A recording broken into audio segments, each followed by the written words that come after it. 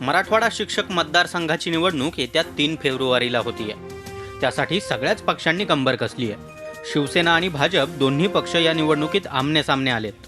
भाजपकडून सतीश पत्की यांना उमेदवारी मिळाली आहे, तर शिवसेनेनं गोविंद काळे यांना उमेदवारी दिली आहे। ही जागा गेल्या 2 टर्मपासून विक्रम काळे यांच्याकडे आहे। त्यामुळे ही जागा जिंकण्यासाठी भाजपनं पूर्ण ताकद पणाला लावली आहे।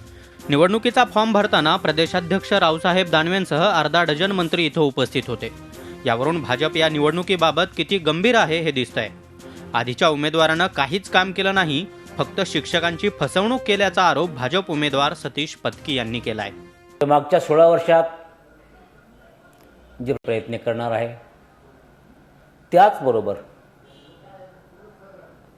शिक्षकांचं कल्याण, शिक्षकाचं हित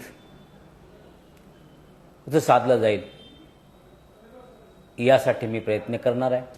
शिक्षकांसाठी आपण अहोरात्र काम केलंय, त्यामुळे पुन्हा एकदा विजय आपलाच होणार असा ठाम विश्वास काँग्रेस राष्ट्रवादी आघाडीचे उमेदवार विक्रम काळे यांनी व्यक्त केलाय।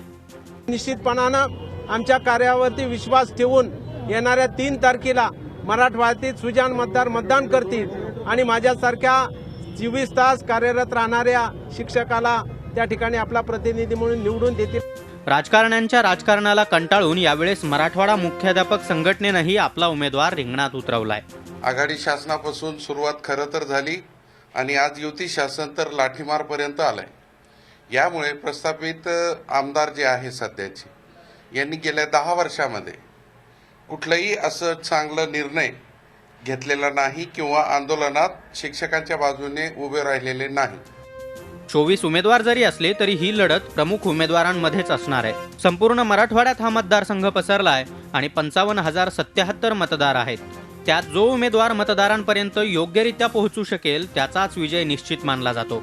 त्यामुळे आता या सगळ्याच उमेदवारांच्या प्रचाराला मात्र कस लागणार हे नक्की। Vishal Karole, Zee media, Aurangabad. Zee 24 तास रहा एक पाऊल पुढे।